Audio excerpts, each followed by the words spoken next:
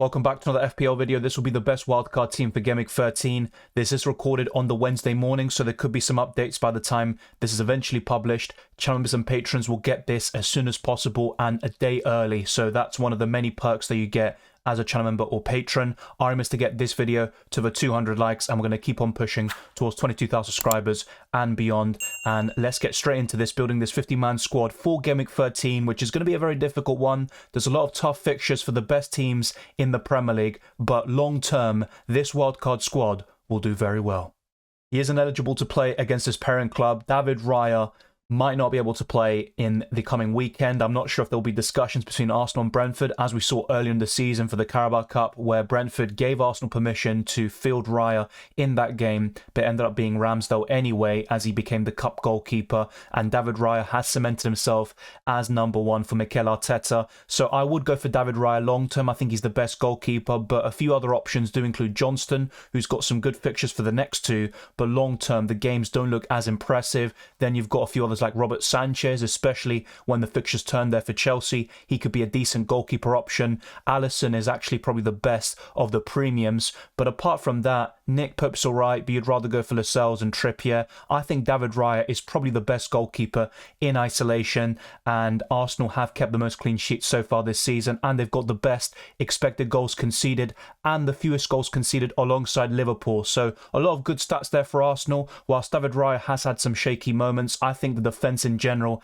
has been a bit calmer with Raya in goal as opposed to Ramsdale. But just remember, Ramsdale will likely play in Gameweek 13 against Brentford, whilst Raya isn't eligible to play unless an agreement is struck between Arsenal and Brentford somehow. And the second goalkeeper will be quite simple, and that's Areola as your backup. And you could even start him this week, of course, and in the future weeks to come there could be the odd occasion where you start Areola over Raya. But I think in most game weeks you would go for the Spaniard and back Arsenal for the clean sheet.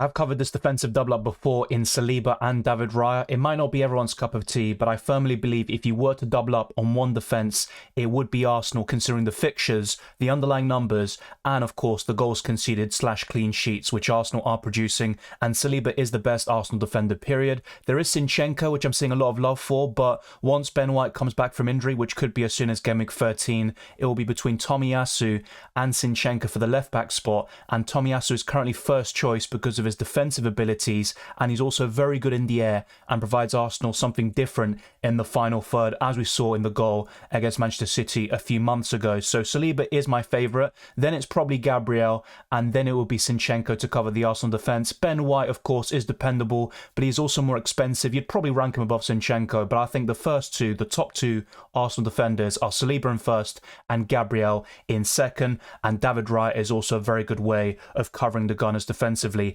Next up will be a bit of a difficult one. This will technically be the fifth defender that I'm going for, and probably the least likely to make his spot in the final team, but Mykolenko is someone I'm firmly considering. There's also Maguire. I put a poll out the other day in terms of the best fifth defender in your team, and some people are still voting for Pedro Porro and Matty Cash, but I think Mykolenko is the best of the lot. He's produced 3 returns in a row. He's getting goals, assists. He's looking an absolute threat in the final third, and Everton are looking a bit more solid defensively, and whilst the fixtures aren't great, you can start him in the odd game where the FDR does favour Everton, and to be honest, he does seem quite fixture proof at this moment in time. He has produced some good returns against the likes of Brighton, so whilst Everton might not keep clean sheets in those games, Mykolenko always has the chance and possibility of an attack in return. Next up will be someone in my own team, and that's Joachim Andersen, but you could go for Mitchell or Gay if budget is an issue for you. I don't think there's a huge difference between Andersen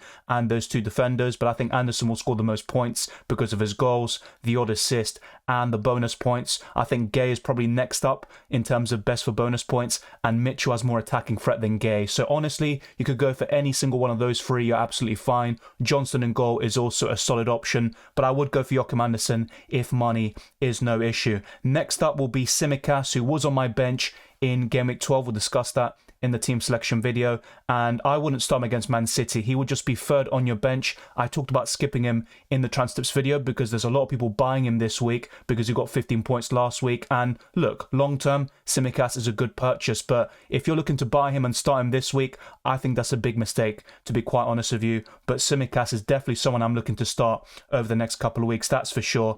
And I also think he's the best way to cover Liverpool defensively, although Alisson also has a shout, of course, as we mentioned earlier, and Trent Alexander-Arnold is always going to be a good FPL option on paper. The final defender will be Lascelles, a budget defender there, and also a way of covering Newcastle. No Trippier, some of you may ask, but I think with Newcastle having so many injuries, Trippier sometimes playing on the left-hand side, and limited attacking potential, I just think it's best to go for Lascelles, a cheaper option, an enabler, and once Newcastle gets some key players back, that's where you can reintroduce Trippier into your team and possibly go for a Newcastle double-up. But honestly, this defensive five will do you just fine. Mykolenko is the least secure of these options, but I still think it's a decent differential and also very cheap.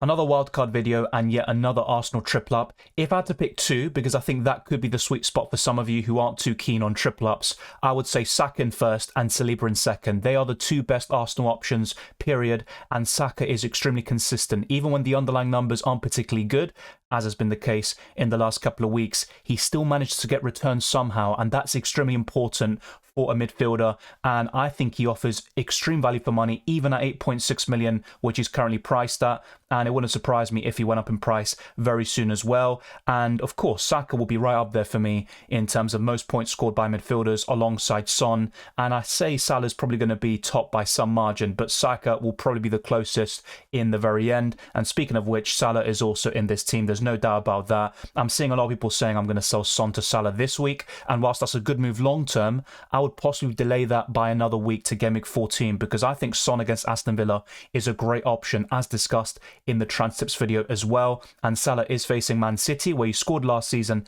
at the Etihad, but I'd still be a bit concerned about making such a move, especially for a -4 hit. But Salah is fixture proof, he can do it against absolutely anybody, and that does include Manchester City. Now, the third midfielder was also discussed in the transfer tips video this week, and that is Cole Palmer, who is looking like one of the very best budget midfielders. But as I mentioned the other day, he is a bit of a penalty merchant at the moment. He's got a lot of creativity. He's playing well overall. But in terms of his goals, all 4 of them have been scored from the penalty spot. And that isn't sustainable long term. So I want to see a bit more from him in terms of open play. But you can't go wrong at that price. At 5.2 million, I think he offers tremendous value. And he's by far the best Chelsea asset at this moment in time. But once Nkunku comes back, I'd keep a firm eye on him. I think he'll be the next best option. You've also got Nicholas Jackson and Sterling, who offer decent options from time to time, but especially in the case of Sterling, he seems like he delivers really well in one week, then he can blank 3, 4, 5 times in a row before his eventual next big return, and he typically does it against the smaller teams, although the other day, of course, he had one of his best performances in a Chelsea shirt against Manchester City, his former club. Now, next up is a very simple one. I think we can all agree on this. Jarrod Bowen has the fixtures, he's got the form, and he's also got decent underlying numbers, but I'd say more so the output is fantastic, and he is overperforming in certain metrics such as the XG as well. And the fifth midfielder is someone who has terrific underlying numbers, probably the best of any single one of these midfielders with the exception of Mohamed Salah, and that's going to be Mbeumo, who was in my team a couple of weeks ago, and I'm looking to bring him back in the weeks to come. I think Gameweek 14 is the best time to buy him, but even against Arsenal in Gameweek 13, he can do a decent job. He's on penalties and he's got a good amount of goals and assists, but the XGI is over 10 for a midfielder priced at 6.8 million. That is absolutely unbelievable. He offers insane value and he's by far Brentford's best asset. So this midfield 5 offers you diversity and also a number of different options with good underlying numbers. They're good players overall, and in most cases, they've got fantastic fixtures. With Cole Palmer over the next 3, the games don't look particularly great, but I would argue games like Brighton and Man United look really good for him, and Chelsea, and even Newcastle, should they have so many injury problems heading into Gameweek 13. The least interesting part of this team is Cameron Archer. No offence to him, of course, and anyone who does represent him, but he is 4.5 million. He's a striker. He's going to sit on your bench. He's an enabler, facilitator, and that's about it. So he doesn't really warrant too much analysis really. You can go for Mabama, Moniz, or maybe even Semenyo if you want a 4.5 million forward or below, and that could do you just fine. But the main strikers we're going to talk about are Ollie Watkins. I'd still consider him despite some tough fixtures coming up, including Tottenham away, which I actually think could play into Aston Villa's hands because Spurs have a number of key players out. Romero is still suspended. You've got Maddison, Van der Ven still out, and also a Doggy, whilst he's back from suspension, he also has suffered an injury problem, and that's why he's not playing for Italy in this international break. So who knows if that's the kind of typical club way of protecting the player and making sure they're available for the next game week. But I'm still a bit concerned there about Spurs, and they will leak chances and goals. And I think Aston Villa Spurs could be a high scoring game.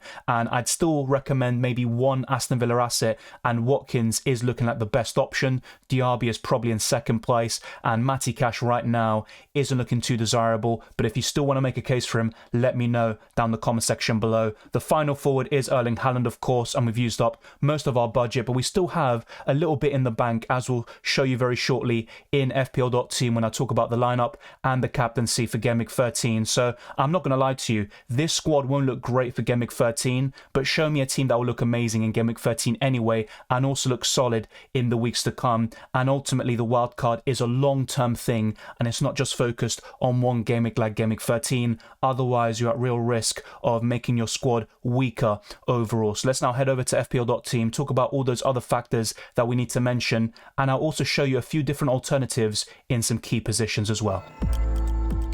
With this Gameweek 13 wildcard team, I would go for Areola in goal this week, with Raya ineligible to play against his parent club, but let's keep an eye out for any updates on that matter. We'd also go for a back three of Saliba, Anderson and Mykolenko, and maybe you look at that Mykolenko pick and think, you know what, I don't think Everton will keep a clean sheet and I might back Man United for the victory. That's completely fair enough. You could start Lascelles, but I definitely wouldn't go anywhere near Tsimikas against Manchester City at the Etihad. The midfield five will be self-explanatory: Salah, Saka, Palmer, Bowen and Mbeumo, and the front two is Haaland and Ollie Watkins. The bench is also decent. Raya's unavailable, it looks like, but you've got Archer, Lascelles and Tsimikas. And also the captaincy, Erling Haaland is probably the top pick, but in terms of other captaincy options I would consider, it includes Jarrod Bowen against Burnley away, and if you look at how wingers have done against Burnley this season, they are very encouraging signs there for Jarrod Bowen. While Saka and Martinelli were a bit disappointing in the last game week against Burnley, you've got multiple examples this season of Sterling, Heung-min Son and many others who have caused absolute havoc to Burnley. Mbeumo's another one as well. But in terms of other captaincy options, I would maybe consider Watkins actually against Tottenham, or Saka against Brentford. Salah, of course, is always a decent option, but I think Haaland or Bowen look the best from this setup. And for those that have Heung-min Son, I would really consider captaining him against Aston Villa as well. So this is the first team, the one we've covered throughout the whole video. 57.4 expected points, and I've got 1.7 million left in the bank by building this 50-man squad. So a lot of you can afford this, that's for sure. But the second team I want to show you has a few changes, and that includes Johnston in for Raya. We've also got Kieran Trippier replacing Mykolenko, and Darwin Nunez replacing Ollie Watkins. And that means we've got exactly nothing left in the bank. So this might be a bit more difficult to afford, but the rest of it is the exact same. We've still got Saliba, Anderson, Salah, Saka, Palmer, Bowen, Mbeumo, Haaland, Archer, Lascelles and Tsimikas, Areola too. So there's only 3 key changes there. The goalkeeper, Trippier, of course, coming in for Mykolenko, and Darwin instead of Watkins. Let me know which team you prefer. This one has a lower expected points figure of 55.2, and actually FPL Team does favour Areola over Johnston. So if we put him in there, you'll have a slightly higher expected points, although only by 0.1 there. So let me know your thoughts down in the comment section below. Who's the best captaincy option for Gameweek 13? Do you prefer this wildcard squad with those 3 changes, including Trippier, Darwin and Johnston, or do you prefer the main one we've covered today? Thank you very much for watching this video. If you enjoyed it or found it useful, then be sure to smash the like button and subscribe if you're new. Our aim is to get this video to the 200 likes and to keep on pushing towards 22,000 subscribers and beyond. You can follow me on Twitter and Instagram, DylanRCM, and check all the links in the description below for the Patreon, Championships Discord server, the FPL League, and also Draft Hound. And as a channel member or patron, you get early access to my videos, such as this one, sometimes by a day or more early. So be sure to check that out and see all the other perks available to you. I wish you all the best of luck for Gameweek 13 and the rest of the season, and I'll see you next time.